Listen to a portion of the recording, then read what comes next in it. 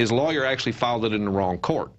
Congress has set up a very specific jurisdiction for these suits to be filed in. It has to be filed in one particular court. And unless it is, which as in Ventura's case occurred, the court can only say we have to dismiss for lack of jurisdiction, which they also did in Ventura's case. And it's simply because it was never filed in the proper court. But these courts are specifically designed pretty much like tax court is for the IRS. It's no longer a question of what rights you have before you got here. It's a question of what rights did you give up and how can we penalize you for it. So by the time most people get to the point of taking and filing this suit, they will have already unintentionally waived so many of the rights they didn't know to protect. And again, that's a problem I have with our public servants saying that an unalienable right can be knowingly or unknowingly waived, because waived by definition is surrender. And we're given in the definition of unalienable that these rights cannot be sold or traded away. They can't be surrendered. So the courts have attempted to create this false waiver saying that we can if we don't exercise and demand that they be enforced at a particular place and time. So how we do it is in numbers. An individual in these particular instances stands no chance of enforcing his rights. But a bus terminal full of people, why don't the transportation companies themselves say, look, we're not going to partake of this? The airlines could solve this whole problem by refusing to fly if the TSA is anywhere in the airport. Or some of them are hiring private security. Exactly. You know. And the thing is that the federal government has no real lawful authority to force these programs down the throats of the states or the people of the states. It is only by our, for lack of a better word, our apathy, which is mostly being apathetic individuals, that's pathetic individuals for short. We won't stand up for ourselves. We've gone so long expecting someone to do it for us that we no longer have the will, desire, or knowledge to do it for ourselves. And we knew this was going to happen. As soon as they announced the TSA, we knew it was transportation. You know, it stands for, it doesn't stand for just for airports, so we knew it was going to expand. You know, I've even heard of high school prom, that they hired the TSA to check students before they entered a prom. So who knows just how far this is going to go? Well, it'll keep going. It'll just keep going and going unless we stand up to all this. That's true. That's extremely true. No one is more willing to protect the rights of an individual than the individual to whom they belong. And as long as they can keep us thinking that they're the ones that holds the power instead of us, people will continue to lose their rights. They will continue to think there's no point in trying to keep them and enforce them. It's only by numbers that we're going to make a difference. And hopefully shows like this one will get the word out and get people asking questions. Even if it doesn't give them all the information they need today, it will get them asking questions to seek the information they need so that they may have a better tomorrow. Okay. All right, I want to switch gears just for a second. I want to talk about, I have a journalist question for you, because sometimes I'll go out as a reporter and I'm denied to ask. I can't ask questions because I don't have a press pass, or I'll have a press pass, but they say I don't have the proper credentials. I'm not with CBS, NBC, or any of the mainstream media, so sometimes they will deny us our ability to ask questions. What do you say to that? Well, again, I say that's a violation of our exercise of free speech and the ability to, get answers to questions that we need from our government, to air our grievances with them, to be in the know about what they do. What they're doing is they're selectively allowing the media that they know will not cast them in a bad light or feed misinformation. Exactly, because I did have a press pass, but it was from INFOWARS. We were at, it was called Decker Lake, and they were unveiling these new armed patrol boats. And we'd actually were there months earlier, and we got to talk to the law enforcement officials, got some great interviews. I think what happened is they end up seeing the YouTube videos, found out we were with INFOWARS, and then they said we did not have the proper credentials. And my thing is, you know, if I was a high school kid, you know, doing a story for the high school newspaper, I should be allowed to go there and ask questions. Well, technically speaking, any member of the public should be able to do that, exactly. Press pass or not.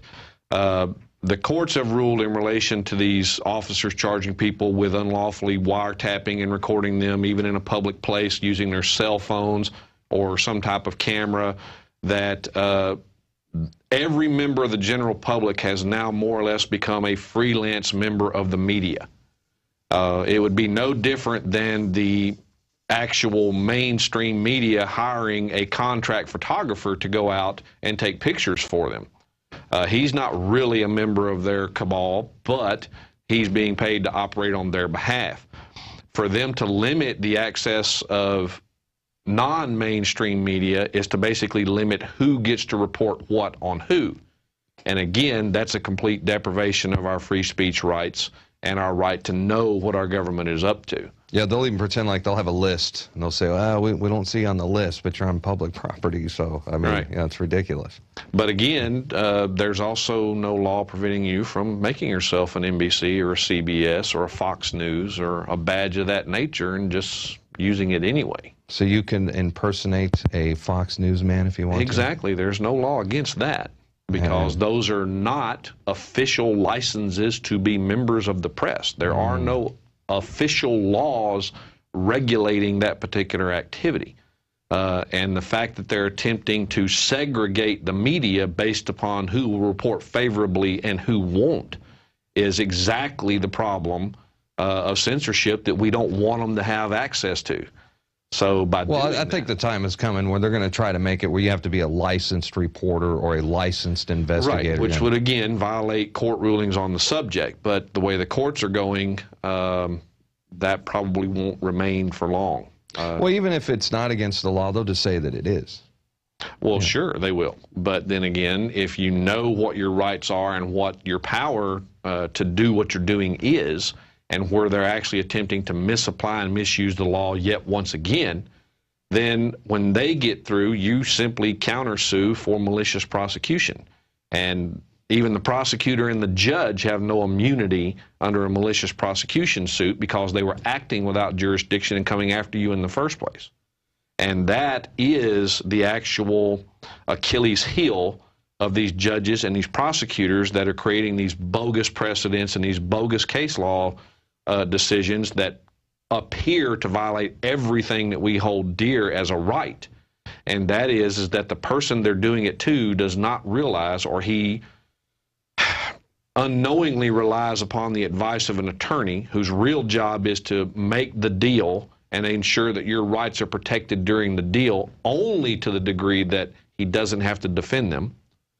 And they rely on that advice and don't know that they have a case to sue, that they have a way to make that decision go away and hold that judge and prosecutor accountable. That's what I was going to ask you. Yeah, how do we hold? Can we indict the prosecutors, the judges, the prosecuting attorneys? Well, the indictment would have to be handled by the grand jury, in which case you would have to have an actual criminal accusation against these individuals to present to the grand jury. Now, in Texas, the law is very clear. Any reasonable, credible individual may present information to the grand jury, and present's not actually the correct word, but to give them information regarding any crime that they are aware of.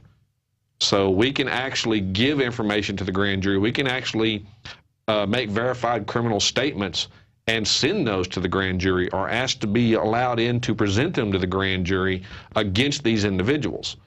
The problem is that most county and district attorneys will attempt to interfere with our access to the grand jury because they don't want us that know what's going on and how to present it in there getting them indicted. I mean, how good does that look to find out that the person who's responsible for upholding the law in the county is actually one of the worst violators of law in the county? And that would be true of almost any of the county and district attorneys that I've encountered. They all have skeletons in the closet. Some of them look like mass burial sites, in fact, simply because they will violate more laws to get a conviction than the person they convicted ever broke before they got sentenced. So the key, it really is having informed people, informed citizen on the grand juries. That's true. The more they know about what the law is, what the individual rights of all of us are, the better they're able to see that what they're being presented is being cast in an unfavorable light outside of those rights in the law, which is what most every county and district attorney or prosecutor of any kind counts on, is that the jury does not understand the law. The jury does not understand the rights of the accused, or their own for that matter. Sure, sure. Well, let me ask you this, and there's a lot of lakes and streams and rivers, you know, surrounding Austin, Texas, and I've seen this for myself. The police have actually been coming in, and if your dog is not on a leash and he's in the water, or I've seen people get ticketed for smoking cigarettes, right? And I don't know if they were caught maybe throwing a butt in the sand or what have you, but they're ticketing them from smoking cigarettes for not having dogs on a leash. And of course, they want to know if you have any open containers and that sort of thing. What are their rights when it comes to that? Well, again, what's going on here is they're attempting to regulate every activity we engage in. In this case, they're almost always acting under city ordinances. Now, what very few people will admit to that are in the powers that be, and those of us in the general public that haven't educated ourselves on the subject, tend to think that an ordinance is the same thing as a law, and that's absolutely not true. For instance, here in Texas, it's very easy to prove that fact simply by looking at the state constitution. You have Article 3, Section 29 through 35 of the Texas Constitution, which tells us very clearly that any law has to have a particular statement, be it enacted by the legislature of the state of Texas. Before that bill can have the force and effect of law, it has to be discussed over several days on the floor of each house, and so on and so on and so on. And eventually, that bill, if it's passed, becomes an enrolled bill and sent to the governor for the purpose of getting his signature. Then and only then does it become law. That power to create law was given specifically and entirely to the state legislature. It is a non-delegable power. They cannot delegate lawmaking power to the counties or to the municipalities. All right, but okay, so if I'm sitting in my inner tube and I've got an ice chest full of beer and I'm drinking one or two, and the police officer, he's on the shore and he's like, you know, get over here, you know, how much you had to drink today? Well, the question there is, what can they really do and what do they actually do? As long as you don't know your rights, they can do whatever they want. Exactly. When you do know your rights, they're still going to do whatever they want until you make them accountable for what they did. And that's where we have our largest failing, is knowing how to make them accountable for what they do. When an officer enforces a law that clearly violates a right, then that is not a law. In fact, it's void on its face, according to Article 1, Section 29 of the Texas Constitution. Is it illegal to drink beer floating down the river? Not that I'm aware of. Who does it hurt? Again, as Thomas Jefferson said, our legislatures are not apprised of their own level of authority. Their authority is and has always been limited to, and I'm kind of improvising here, this is not a direct quote, but it's